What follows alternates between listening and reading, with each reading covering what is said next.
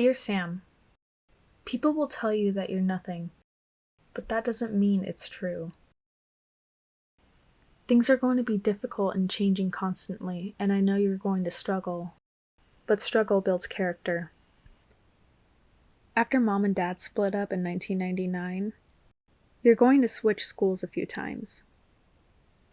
You'll stay at Parkside from kindergarten until the first grade, and then Rios Canyon for the duration of your second grade year. And eventually in the third grade, you end up at Lakeside Farms. Unfortunately, this is where the problem started. While you were taught the golden rule to treat others how you want to be treated, bullies, well, they have their own agenda. The constant teasing is going to make you want to skip school, and unfortunately, due to diabetic-related issues, you're going to be missing a lot of school. The farther you fall behind, the more difficult it is to keep up in your studies, which only really make the bullies bully you harder. And eventually, even your own 5th grade teacher will tell you straight to your face that you will never graduate high school. Transferring to Tierra del Sol Middle School was probably the best thing for you. You finally found friends that validated you, that let you know that even though your grades weren't the best, you had value. That even though education is important, sometimes the thing we need most in the world when we're young is a sense of empathy. The pain that you felt in elementary school will fade over time. The names your peers called you will only strengthen your outer shell. But the small emotions that swelled up inside you will show your humanity.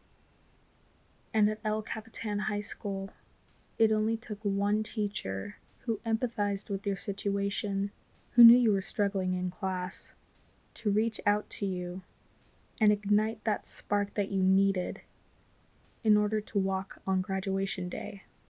And even though it took us an extra year, we do walk across that stage set up on the football field at El Capitan High School. We enrolled in community college not far from town, but at the time it really wasn't for me. I took about a year off, worked some odd jobs, and one day while riding the bus, with only about $50 in my bank account, I realized that in order to get into the art field, I needed to go back to college. Making the decision to leave sunny San Diego for foggy Northern California was one of the best, if not most difficult things we've ever had to do. Santa Rosa Junior College definitely put us out of our comfort zone. I nearly thought that this wasn't for me again and wanted to leave and go back home.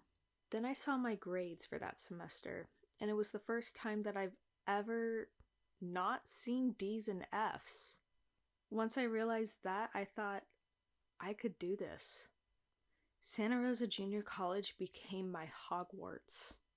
The beautiful campus with all of its flowers and trees really just felt magical.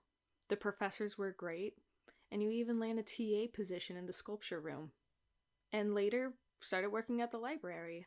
The junior college really was my home away from home. My last semester ended up being online due to COVID-19. The campus had to close down and will be shut down for about another year and a half.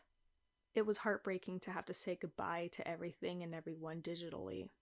It's amazing to me that something that I hated when I was young became the thing that I loved the most. It's weird to think that my academic life is almost over. School has become my sanctuary, and I would never have it any other way. Maybe I'll even become a teacher for students like me who really struggled in elementary school.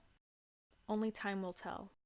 From your older self and future San Jose State University graduate, Sam.